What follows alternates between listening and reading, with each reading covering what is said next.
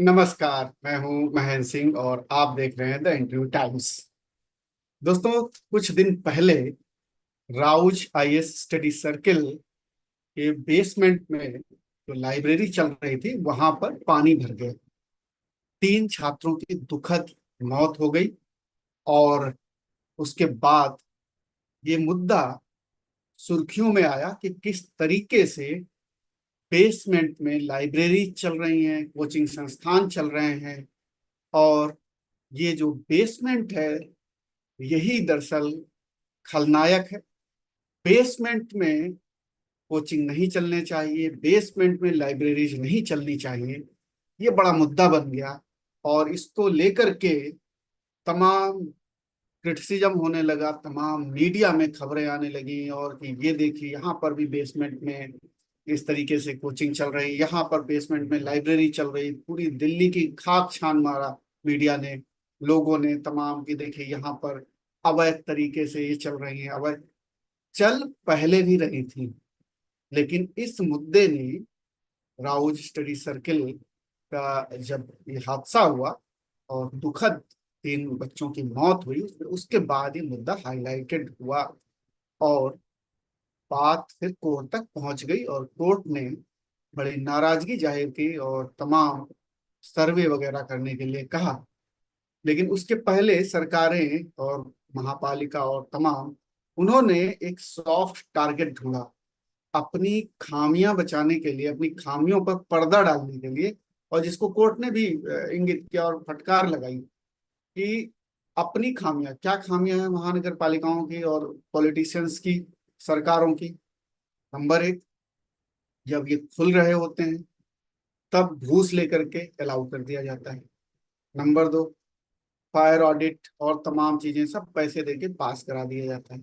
कहीं कोई सरकार को, इन एजेंसियों को सब पता होता है कि कहाँ क्या चल रहा है, कैसे चल रहा है। इनकी परमिशन, इनकी मिली भगत के बिना कुछ नहीं हो सकता। ये कोर्ट ने भी कहा है कि पुलिस की मिली भगत के बिना कुछ नहीं हो सकता है। और सीबीआई को जांच दे दी। सरकारों ने, एजेंसियों ने क्या किया, महापालिका ने क्या किया कि रोड जो ब्लॉकेज है, जहां पर पानी बहाव का जो ड्रेनेज सिस्टम है वो खत्म हो चुका है। तमाम शहरों में आप देखोगे स्मार्ट सिटीज घोषित हैं। एक बारिश होती है, पानी से लबालब तैरने लगते हैं, नाव चलने लगते हैं। दिल्ली का भी यही हाल है। आसपास गुड़गांव में देखिए, पॉश इलाकों में पानी भर जाता है। समस्या बेसमेंट की नहीं है। समस्या असल में पानी भरने की समस्या, जिससे ये मुद्दा आगे बढ़ा। बाद में फायर भी जुड़ गया और तमाम चीजें जुड़ गई। लेकिन बेसिक मुद्दा जो था कि पानी बेसमेंट में भर गया और उससे बच्चों की मौत हुई। और इसलिए ये कोचिंग संस्थान, ये लाइब्रेरीज को टारगेट पे लिया गया और लगातार जांच चल रही है। दिल्ली के तमाम संस्थानों को सील कर दिया गया, ये सोचे समझे बगैर कि बच्चों की पढ़ाई बाधित होगी। और अभी एग्जाम्स का समय है, उसको देखे बिना तमाम बच्चों की जो लाइब्रेरियां सील हुई, वो बच्चे किताबें नहीं निकाल पाए अपनी, वहां से पढ़ रहे थे, उनको छोड़ के भागना पड़ा। क्योंकि उन्होंने इतना भी अलाउ नहीं किया कि आप अपना अपना बैग लेके जाइए। तो इस तरीके से, जिस तरीके से ये कार्रवाई हुई, ये बिल्कुल साफ है कि अपनी खाल बचाने के लिए टारगेट कोचिंग संस्थानों को किया गया। आप एक अल्टरनेट व्यवस्था क्यों नहीं बना पाए? आप एकदम से, जैसे ही हादसा हुआ, एकदम से मतलब मैदान में आ गए साहब, ये भी देखो ये भी देखो। आपको सारी पता थी, आप वहीं उन्हीं उन्हीं संस्थानों में सब जगह पहुंच गए, क्योंकि आपको पता है कि वायलेशन हो रहा है रूल्स का। रूल्स का वायलेशन हो रहा है, ये गलत बात है, नहीं होना चाहिए। लेकिन एकाएक आप जागे और सब बंद कर दिया। सोचा तो होता कि ये सब एकदम से बंद कर दे। आप दशकों से ऐसी व्यवस्था चला रहे हैं जिसमें भ्रष्टाचार है, और आप एकाएक जागते हैं और सब शट डाउन कर देते हैं।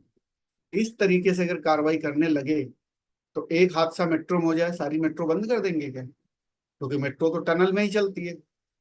हादसा होते ही बंद कर दीजिए। पहाड़ों में टनल बनी है, बन रही है, हादसा हो जाता है, सारी टनल बंद कर दीजिए, सील कर दीजिए। क्योंकि हादसा होने का मतलब है ना कि कहीं ना कहीं कुछ गड़बड़ी हुई। पानी भर जाता है अंडरपास पे, सारे अंडरपास बंद कर दीजिए। गुड़गांव बारिश में पूरा एक टापू बन जाता है, नाव लेके चलते हैं लोग, सारा बंद कर दीजिए। खामियां है ना। सारा बंद कर दीजिए। लेकिन आप नहीं करेंगे। सरकार के कितने कार्यालय बेसमेंट में चलते हैं। शिवाजी स्टेडियम, जहां पर वीजा पासपोर्ट के लिए ऑफिस बना हुआ है, बेसमेंट में बना हुआ है ऑफिस। लोग सैकड़ों के तादाद में लोग हर वक्त वहां होते हैं। हादसा हो जाए, सीवर लाइन आपकी फट जाए, सड़क का पानी उसमें घुस जाए, बंद कर देंगे। पालिका बाजार, पालिका बाजार दशकों से बेसमेंट में चल रही है, वहाँ पार्किंग भी है, वहाँ दुकानें भी हैं। हादसा हो जाए, बंद कर दीजिए, या उसके पहले बंद कर दिए, सीज कर दीजिए। अव्यवस्थाएं, वहां पर आप फायर ऑडिट करेंगे, फायर ऑडिट पूरा नहीं मिलेगा।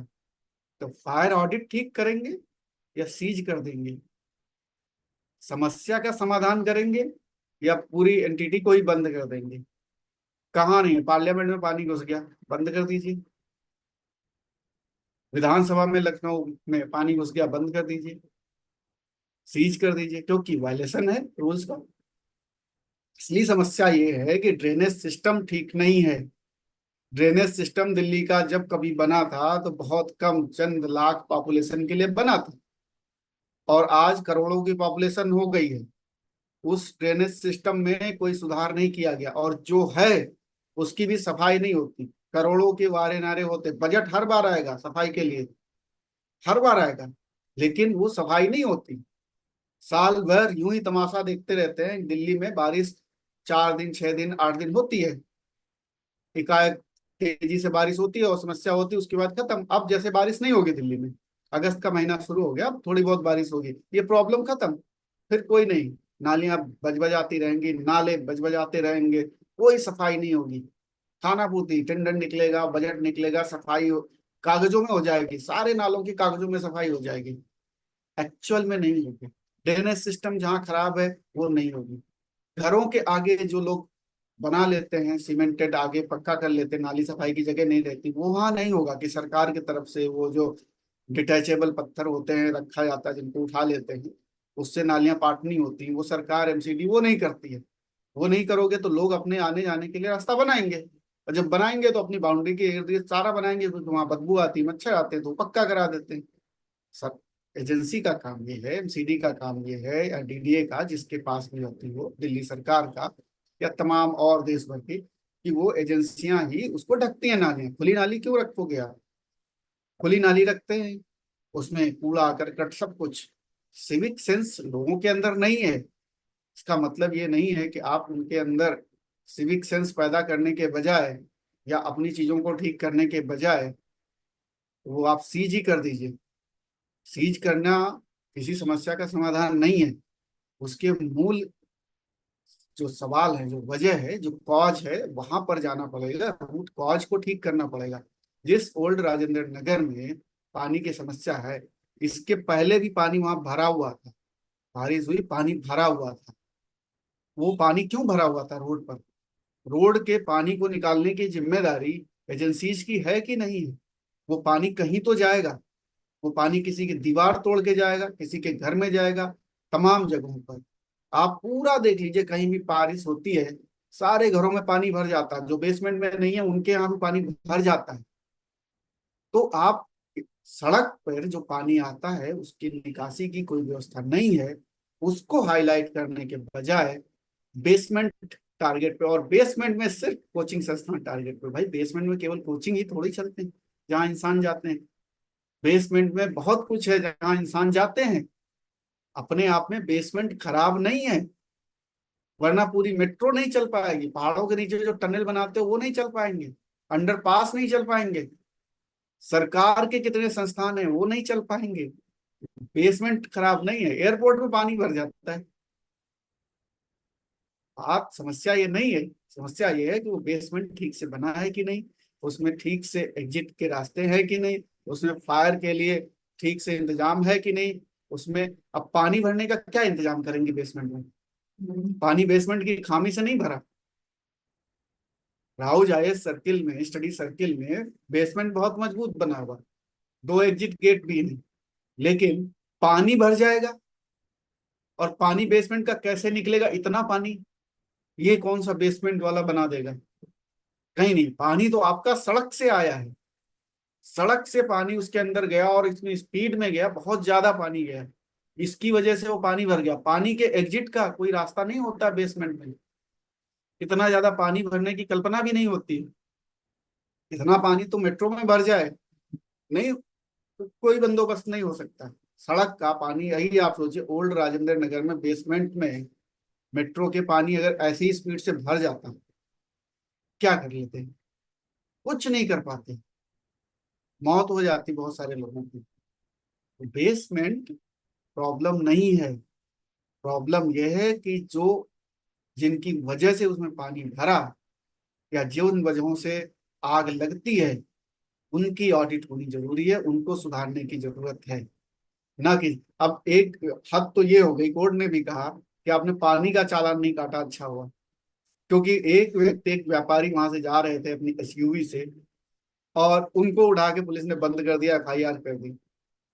अब आप सोचिए कि उन सड़क पे गाड़ी चलाते हुए जा रहे हैं, वो दोषी हो गए। नाले की सफाई नहीं हुई, पानी भरा हुआ है, एजेंसियों के कान में जू नहीं रेंग रहा है, लगातार लोग शिकायत कर रहे हैं, कुछ नहीं, वो दोषी नहीं है। दोषी वो है जो ट्रैफिक से जा रहा है, आदमी अपने घर जा रहा है, वो दोषी है। कैसे जाए? बाहर बैठा रहे कहीं? घर तो जाएगा ना। आपने कोई व्यवस्था कराई क्या? कुछ नहीं। इतना पानी भर गया, एजेंसियों को पता नहीं चला क्या? क्या किया सेफ्टी के लिए? कुछ नहीं। लोगों के घरों में पानी भर गया, कि सिर्फ एक बेसमेंट में ओल्ड राजेंद्र नगर में पानी नहीं भरा, लोगों के घरों में भी पानी भरा है। ऐसा नहीं है सिर्फ उस बेसमेंट में भरा पानी, कई बेसमेंट में पानी भरा है, लोगों के घरों में पानी भरा है। तो जहां जो गलती है, उस गलती को सुधारने के बजाय और एक अच्छी पुख्ता पॉलिसी बनाने के बजाय टारगेट पे ले लिया तमाम जगहों पर। अभी दिल्ली का सर्वे हुआ है, न्यूज़पेपर में निकला हुआ है, दिल्ली के 461 कोचिंग सेंटरों में आग से निपटने के पुख्ता इंतजाम नहीं है। ठीक बात है, आप पुख्ता इंतजाम करवाइए। सीज करने के बजाय आप उनको गाइडलाइंस दीजिए कि ये आपके पूरे हो जाने चाहिए, 7 दिन का नोटिस है, आप इसको पूरा कीजिए। तमाम संस्थानों को नोटिस दिए गए। जो बिल्डिंग कमजोर हैं, वहां से उनको हटाने की नोटिस दे दीजिए कि 1 महीने में आप शिफ्ट हो जाइए दूसरी जगह।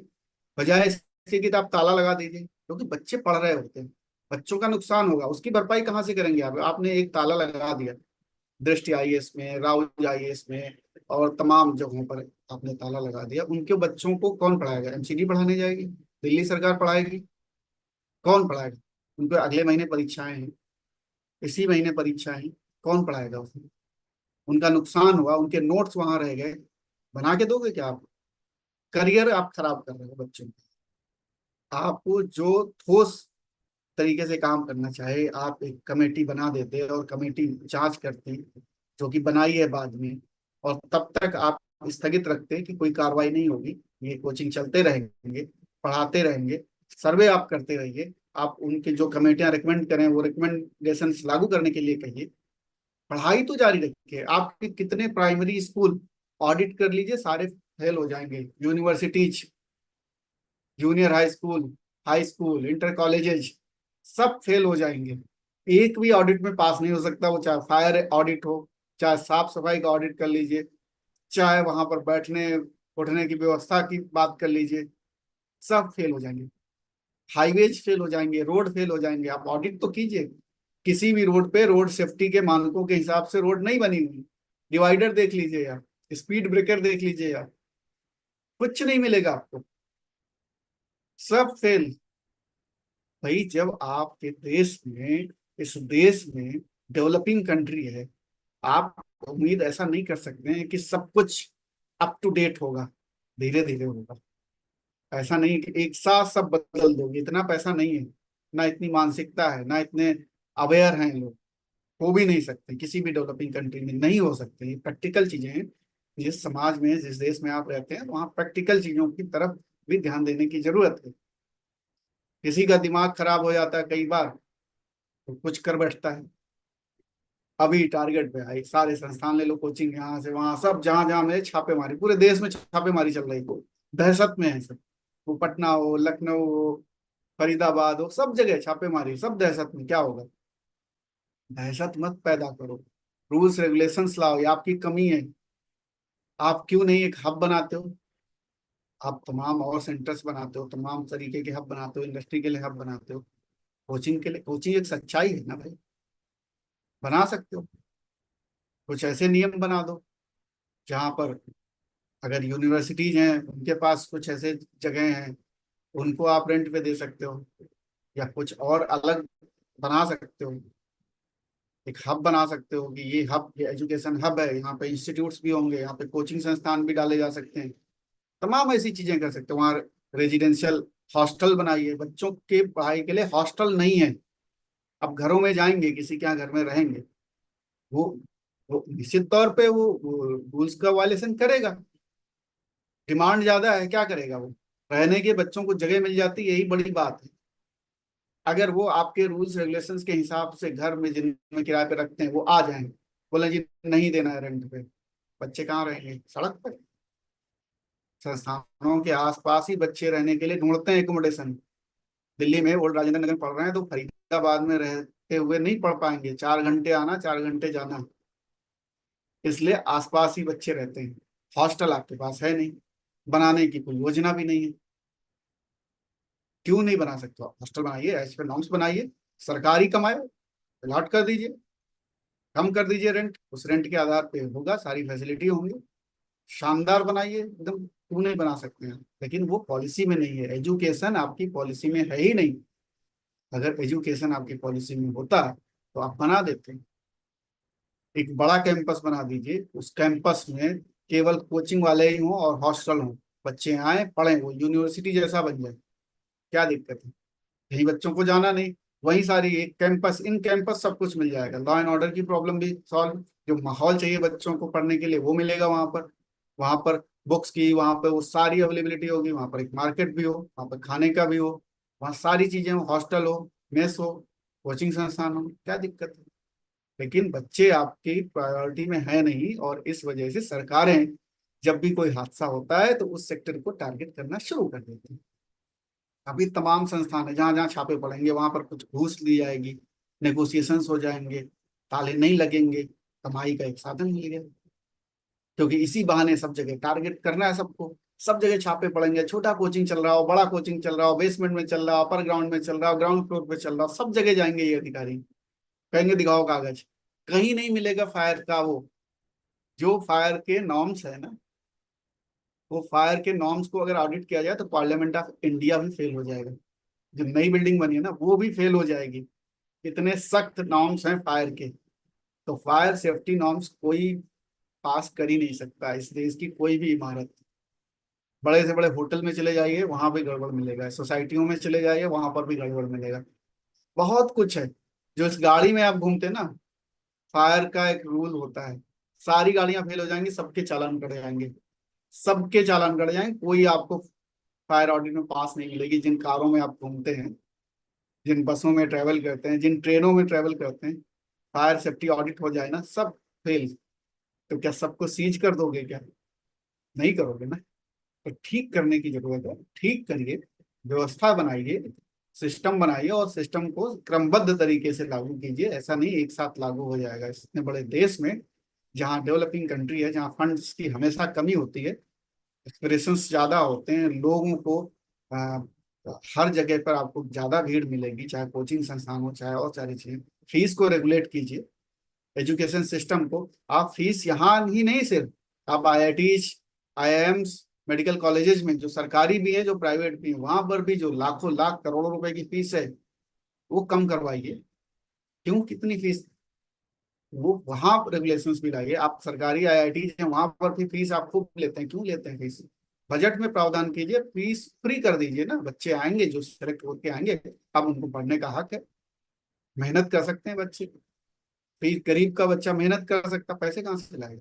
आप कहते हो लोन ले लो, ये लो, क्यों लोन ले लो? आप लो ना लोन, सरकार लोन ले लो, बच्चों को पढ़ाए।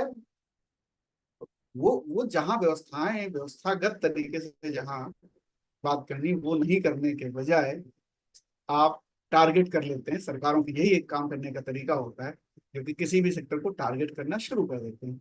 नियम कानून वायलेशन तो, जो एजेंसियां जो टारगेट करने जाती है ना, जो चेक करने जाते हैं, जो फायर की ऑडिट कर रहे हैं, जो ऑन नॉर्म्स का ऑडिट कर रहे हैं, उनकी गाड़ियां चेक कर लीजिए। एज पर लॉ उनकी गाड़ियां फेल हो जाएंगी ऑडिट में। उनकी गाड़ियां ही, उनमें भी अगर सेट देखा जाए तो फायर एनओसी ली जाए तो नहीं मिलेगी उनकी गाड़ियों में। गाड़ियों का भी फायर एनओसी होता है। जो नॉर्म्स हैं कि गाड़ियों में ये होना चाहिए फायर सेफ्टी के लिए, वो नहीं होता है। हर गाड़ी में होता है कि इतने केजी का एक्सटिंग्विशर होना चाहिए, जो आग बुझाने वाला होता है ना, वो तो नहीं होता।